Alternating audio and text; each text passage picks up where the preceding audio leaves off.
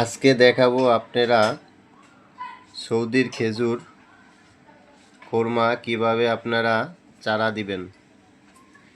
আমরা দুইভাবে চারা দেব, দেখব কোনটা আমাদের সফলতা ভালো হয়। একটা দিব আজকেই আমরা টিস্যুতে পানি দিয়ে ভিজিয়ে, হালকাভাবে ভিজিয়ে এটার উপর বীজগুলা ভিজিয়ে দিব, বীজগুলা ভিজাবো পানিতে ভিজিয়ে আবার বীজগুলো আমি সুন্দর করে টিস্যুতে দিয়ে দিব এভাবে আমি দিয়ে দিব। এটা আজকে আমি দেওয়ার পরে এটাকে আরও কিছু টিস্যু দিয়ে এটা মুড়িয়ে দেব। এটা দেওয়ার পরে আমি আজকে 4 তারিখ, আগামী 19 তারিখে এটাকে আমি খুলব। আগামী 19 তারিখ আমি এখন এটাকে একটা পাত্রের ভিতরে রেখে দিব 15 দিন, হালকা একটু পানি বেশি যাতে না হয়। আগামী 15 দিন রেখে দিব। আর এটাকে আমি 48 ঘন্টা পানিতে ভিজিয়ে রাখবো। 48 ঘন্টা পানিতে ভিজিয়ে রাখার পরে এই পানিটা আমরা 16 ঘন্টা পরে চেঞ্জ করব। 3বার, 3 × 48, 3বার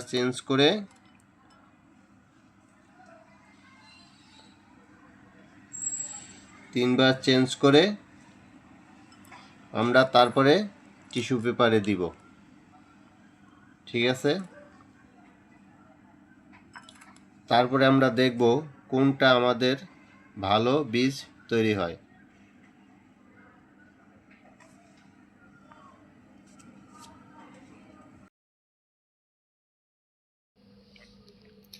আজকে আপনাদেরকে দেখাবো 3 দিন আগে যে আমরা খেজুরের বীজগুলা পানিতে ভিজিয়েছিলাম, সেগুলো আজকে আমরা টিস্যু পেপারে দিয়ে রোপণ করব। বীজগুলো আমরা টিস্যু পেপারে ভিজিয়ে দিব। বীজগুলো বের করলাম। এই যে টিস্যু পেপার নেবেন, টিস্যু পেপার নিয়ে পানিতে ভিজিয়েবেন, পানিতে হালকা করে ভিজিয়ে দিবেন। তারপরে টিস্যু পেপারের উপরে বীজগুলো দিয়ে দিবেন। আমরা আরেকটা প্রসেস করছিলাম, যেটা আমরা বীজগুলো ভিজিয়ে রাখিনি, সেটা আপনাদেরকে দেখাবো। ভিজিয়ে রাখার পরে বীজগুলো টিস্যু পেপারে সুন্দর করে মুড়িয়ে নেবেন। এভাবে নেওয়ার পরে আরেকটা টিস্যু পেপার উপরে দিবেন। চাইলে আপনারা একটাও দিতে পারেন, দুইটাও দিতে পারেন, বেশিও দিতে পারেন। এভাবে দিয়ে দিবেন। এই যে আরেকটা দিলাম, আমরা হালকা পানি দিয়ে দিলাম। এই যে হালকা পানি দিয়ে এটাও মুড়িয়ে দিলাম।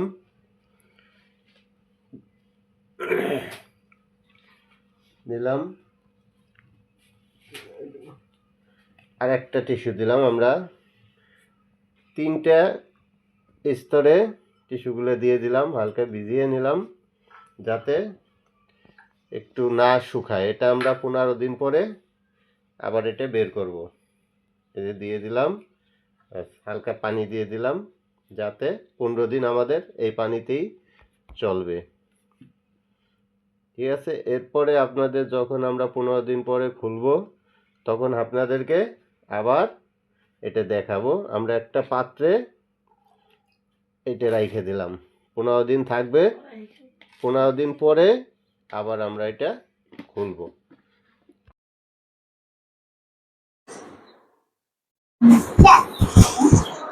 আসসালামু আলাইকুম। আপনাদেরকে আজকে দেখাবো আমরা যে 48 ঘন্টা ভিজিয়ে রাখছিলাম যে খেজুরের বীজগুলো, সেগুলো থেকে কতটুকু চারা বের হয়েছে বা শিকড় আসছে সেটা আজকে আপনাদেরকে দেখাবো। এবং এই যে টবগুলো নিচ্ছি আমরা, এই যে টব, এই টবগুলায় মাটি পরীক্ষা দিন করছি, প্রসেসিং করে রাখছি এবং এই টবগুলো আজকে আমরা এক একটা বীজ এক একটা টবে লাগিয়ে দিব। এবং আজকে আমরা 17 দিন পরে 17 দিন পরে আজকে আমরা এটা লাগাবো। 17 দিন আগে আমরা এটা বীজগুলা আপনাদেরকে দেখিয়েছিলাম কিভাবে আমরা চারা দিব। তাই আজকে এই বীজটা আমরা আজকে যেটা বের করব, এই যে এখন যেটা বের করলাম, এটা হলো 48 ঘন্টা ভিজিয়ে রাখছিলাম। তো মাশাআল্লাহ দেখা যায় শিকড়গুলো অনেক বড় হয়েছে, যেগুলো 48 ঘন্টা ভিজে, হ্যাঁ মাশাআল্লাহ অনেক বড় হয়েছে শিকড়গুলো। এই যে দেখেন 17 দিন হয়েছে আজ। এই যে শিকড়গুলো অনেক বড় হয়েছে, এ দেখেন 17 দিনে এরকম হয়েছে।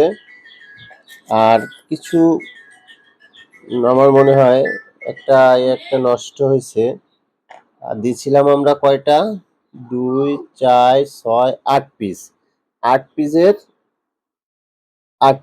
1 পিস ড্যামেজ হয়েছে আমাদের। আর 7 পিসই মাশাআল্লাহ এই দেখেন 17 দিনে কত বড় হয়েছে গাছ। 17 দিনে কত বড় গাছ হয়েছে, এই দেখেন মাশাআল্লাহ অনেক বড় হয়েছে। সবগুলোই এরকম হয়েছে। এই যে দেখেন, টিস্যু পেপার থেকে বের করতে পারতেছি না। এই যে অনেক বড় হয়েছে। এই যে সবগুলো আমি রাখতেছি নিচে।